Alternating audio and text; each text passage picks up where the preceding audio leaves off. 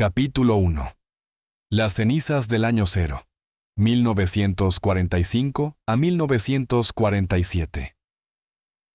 En mayo de 1945, Europa era un cementerio industrial cubierto de escombros. Ciudades enteras como Berlín, Varsovia y Rotterdam habían quedado reducidas a cascotes por los bombardeos masivos. Millones de personas hambrientas, huérfanos y prisioneros liberados deambulan por las carreteras en busca de sus hogares destruidos. La infraestructura básica de transporte y suministro de energía estaba colapsada. Las economías nacionales de las antiguas potencias coloniales, como Gran Bretaña y Francia, se encontraban en la bancarrota absoluta. Alemania quedó dividida en 4 zonas de ocupación militar por los aliados. La hegemonía global que el continente europeo ejerció durante siglos desapareció en pocos meses, dejando un vacío político absoluto. 2 nuevas superpotencias ajenas al viejo continente, Estados Unidos y la Unión Soviética, asumieron el control del territorio.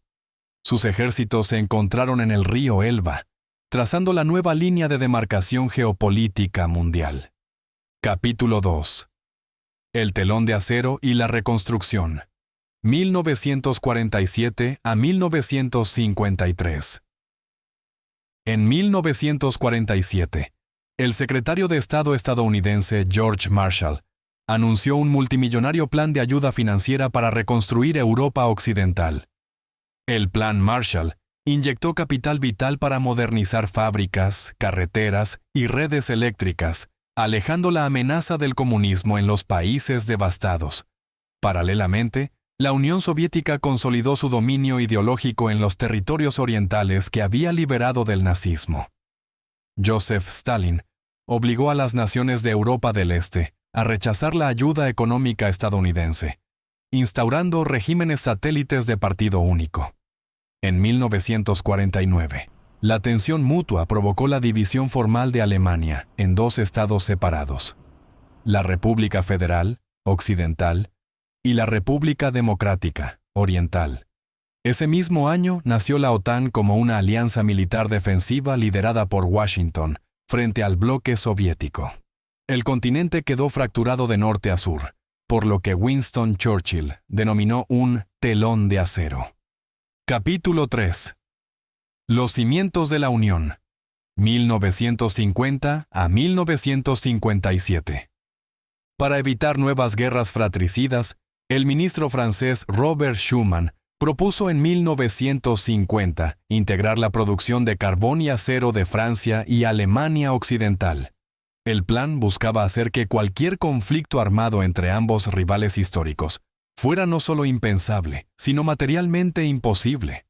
En 1951, 6 naciones, Francia, Alemania Occidental, Italia, Bélgica, Países Bajos y Luxemburgo, firmaron el Tratado de París, creando la CECA.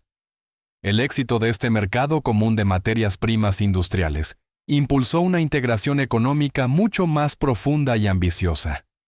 El 25 de marzo de 1957, los mismos 6 países firmaron los Tratados de Roma, fundando la Comunidad Económica Europea, CEE. Esta nueva institución eliminó progresivamente los aranceles aduaneros interiores y estableció un mercado común de bienes, servicios, capitales y mano de obra. Europa Occidental comenzaba a unirse mediante la economía. Capítulo 4. El milagro económico y el muro del aislamiento, 1955 a 1967. Durante las décadas de 1950 y 1960, Europa Occidental experimentó un crecimiento económico sin precedentes históricos conocido como los Años Dorados. El pleno empleo, la mecanización del campo y el surgimiento del automóvil transformaron la vida cotidiana de las clases trabajadoras urbanas. Nació el estado del bienestar moderno, garantizando sanidad pública, educación gratuita y pensiones de jubilación estables. En claro contraste, las economías planificadas del bloque oriental sufrían escasez crónica de bienes de consumo y falta de libertades. Para frenar la fuga masiva de profesionales cualificados hacia el sector occidental, el régimen comunista de Alemania Oriental levantó el muro de Berlín en agosto de 1961. El muro se convirtió en el símbolo físico más brutal de la Guerra Fría, dividiendo familias y calles durante décadas bajo vigilancia armada. Capítulo 5. La Revolución Cultural y las grietas en el bloque, 1968 a 1973. En mayo de 1968, las calles de París se llenaron de barricadas levantadas por estudiantes universitarios, a los que se unieron millones de obreros en huelga. El movimiento impugnaba el conservadurismo social, el autoritarismo estatal y el consumismo desmedido de la posguerra. Aunque la revuelta francesa se disolvió políticamente, transformó radicalmente las costumbres cotidianas, la liberación sexual y los derechos de las mujeres en Occidente. Simultáneamente, al otro lado del telón de acero, la Primavera de Praga intentó democratizar el comunismo checoslovaco, bajo el lema de un socialismo con rostro humano. Sin embargo, los tanques del Pacto de Varsovia invadieron Praga en agosto de 1968 para aplastar violentamente cualquier intento de reforma política. La intervención militar demostró al mundo que la Unión Soviética no toleraría desviaciones ideológicas en su zona de influencia. Capítulo 6. El fin de las dictaduras del sur, 1974 a 1979. A mediados de la década de 1970, el sur de Europa se sacudió los últimos regímenes autoritarios derechistas que sobrevivían desde la preguerra. En abril de 1974, la Revolución de los Claveles en Portugal derrocó pacíficamente la dictadura salazarista mediante un levantamiento militar apoyado por el pueblo. Pocos meses después, la junta militar que gobernaba Grecia colapsó tras provocar una crisis en Chipre, devolviendo el poder a los civiles demócratas.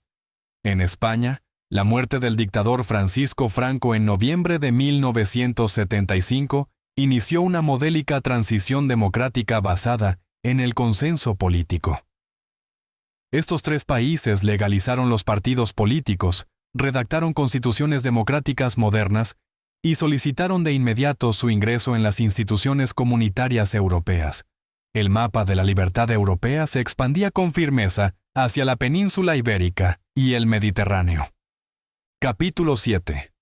La era de los contrastes y la euroesclerosis, 1979 a 1985.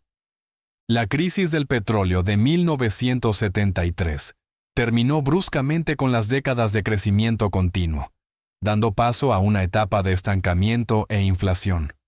En Gran Bretaña, la elección de Margaret Thatcher en 1979 impuso una revolución neoliberal basada en privatizaciones, desregulación financiera y recortes sociales. Mientras la CEE sufría un periodo de parálisis institucional conocido como euroesclerosis, la tensión geopolítica global aumentó por la crisis de los euromisiles. Europa se convirtió nuevamente en el tablero de ajedrez militar entre las dos potencias nucleares. En España y el Reino Unido, el terrorismo interno de bandas como ETA y el IRA sembraba el miedo en las ciudades con atentados sangrientos. A pesar del panorama sombrío, la CEE logró expandirse hacia el sur con la incorporación formal de Grecia en 1981, seguida de España y Portugal en 1986. Capítulo 8. El vendaval del cambio y el colapso del muro, 1985 a 1989. La llegada de Mikhail Gorbachov al liderato soviético en 1985 introdujo reformas profundas basadas en la apertura política y la reestructuración económica. Gorbachov renunció explícitamente al uso de la fuerza militar para mantener el control sobre los países satélites de Europa Oriental. Esto desató un efecto dominó insospechado de protestas populares pacíficas en Polonia, Hungría y Alemania Oriental durante todo 1989.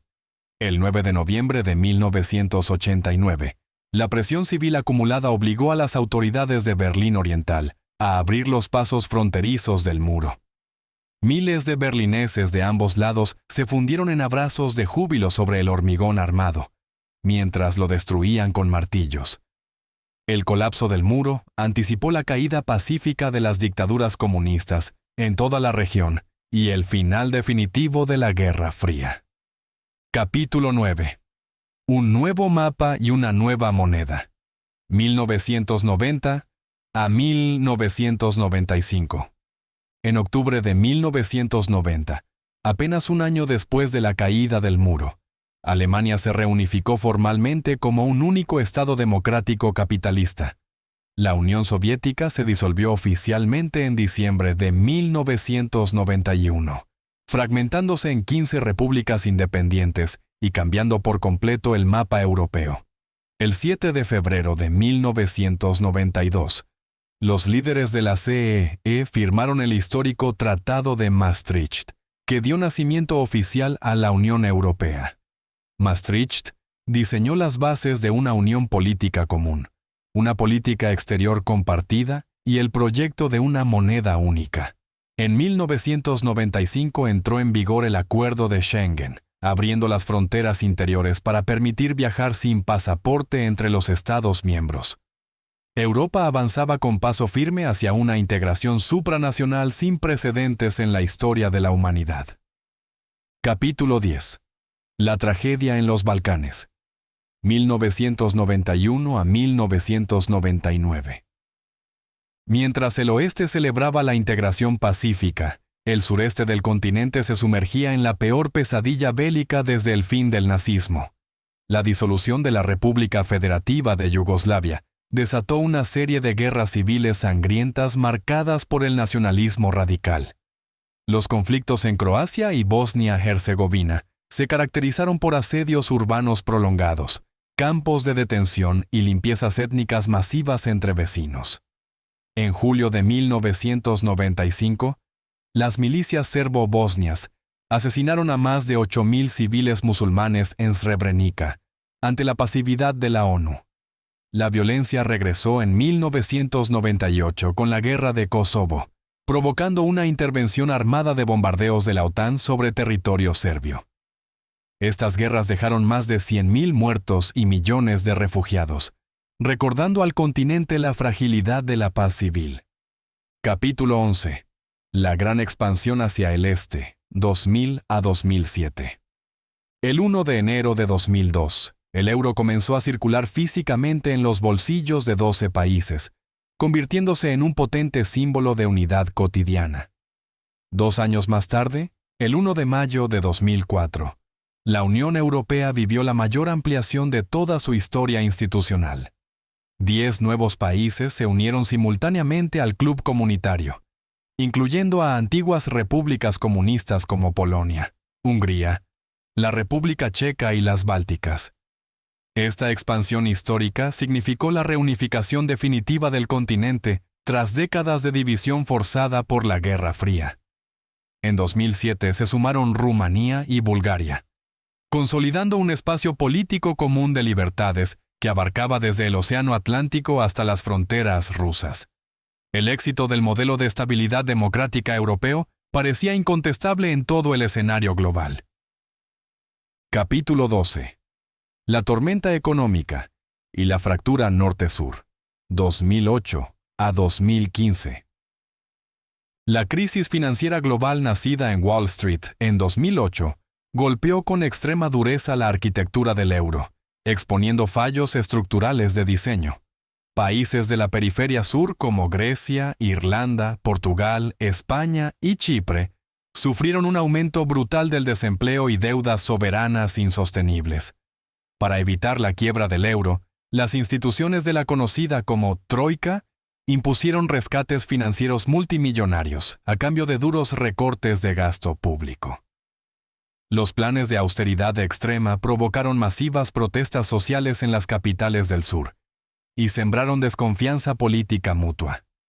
Mientras los países del norte criticaban la gestión fiscal de sus socios meridionales, el sur denunciaba la falta de solidaridad económica alemana. La crisis económica agrietó el ideal de la cohesión europea y dejó profundas secuelas sociales. Capítulo 13.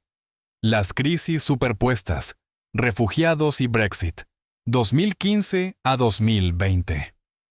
En 2015, más de 1 millón de personas que huían de la guerra en Siria llegaron a las costas de Europa buscando asilo político de emergencia. La crisis migratoria polarizó a los gobiernos europeos sobre el reparto de refugiados, lo que impulsó electoralmente a partidos ultranacionalistas y euroescépticos. El descontento generalizado cristalizó de forma dramática en junio de 2016, cuando el Reino Unido votó en referéndum a abandonar la Unión Europea. El proceso del Brexit sumió a la política británica y comunitaria en 4 años de complejas negociaciones institucionales, comerciales y legales. El 31 de enero de 2020, el Reino Unido se convirtió en el primer Estado miembro de la historia en abandonar formalmente la Unión. El bloque comunitario demostró unidad defensiva, pero perdió a una de sus mayores potencias militares y económicas. Capítulo 14. La pandemia y el regreso de la historia. 2020 a 2022. A principios de 2020, la pandemia de COVID-19 paralizó por completo la actividad social, económica y educativa del continente. Los gobiernos nacionales cerraron temporalmente las fronteras interiores de Schengen y decretaron confinamientos masivos de la población en sus hogares para frenar los contagios. La gravedad de la parálisis sanitaria obligó a la Unión Europea a reaccionar de manera histórica y conjunta. Se aprobó un fondo de recuperación multimillonario, financiado mediante la emisión de deuda común europea por primera vez. Las campañas de vacunación coordinadas lograron reabrir paulatinamente las sociedades, pero la economía global sufrió tensiones en las cadenas de suministro y brotes inflacionarios. Europa superaba una emergencia médica sin precedentes directos, mientras se preparaba para un escenario internacional cada vez más hostil. Capítulo 15. El nuevo orden europeo. 2022 a presente. El 24 de febrero de 2022, el ejército de Rusia lanzó una invasión militar a gran escala contra Ucrania, devolviendo la guerra de alta intensidad al territorio europeo. El conflicto bélico provocó el éxodo de millones de refugiados ucranianos hacia los países de la Unión y destruyó los equilibrios de seguridad vigentes desde 1989.